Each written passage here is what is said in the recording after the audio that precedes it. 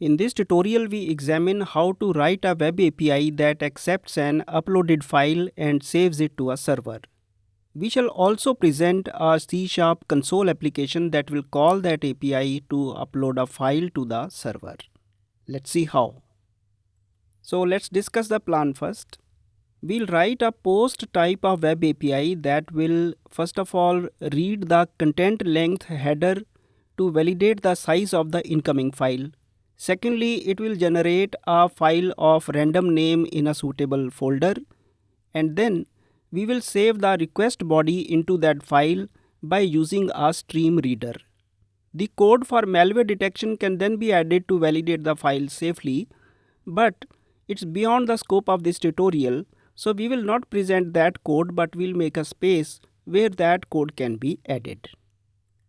Open the Solution Explorer of the attached project and locate the program.cs file. The completed project can be obtained from the downloads attached to this video. And now let's double click to open this file. The first 3 lines are the usual lines for configuring the service for Razor pages.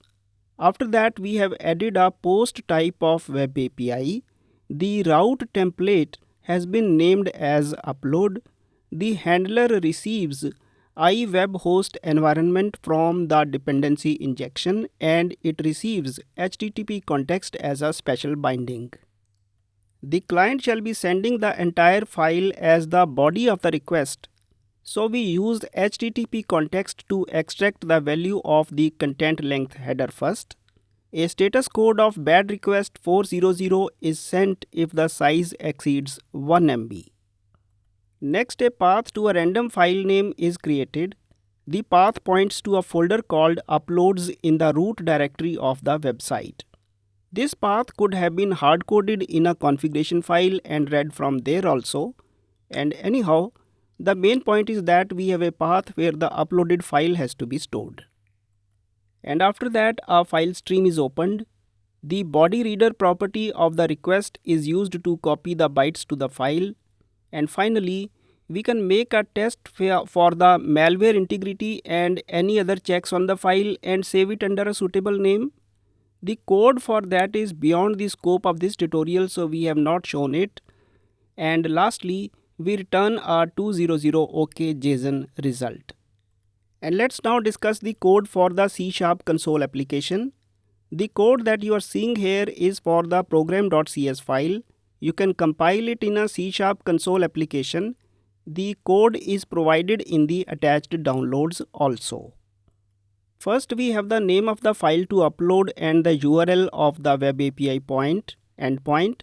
Then we have created the file and added some text to it so that we have a file that is available there, and it has been done for the purposes of tutorial only. And after that, a byte array content is created from the bytes of the file.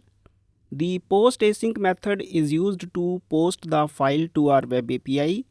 And if an exception is thrown, then a message is shown on the console, and if it succeeds, then the response message from the server side is displayed on the console.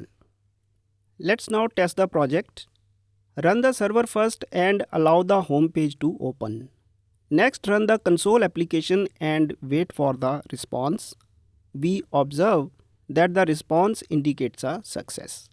If we open the Solution Explorer of the Web API project, we can verify that a file appears under the Uploads folder, and therefore the API has worked as expected. Thank you.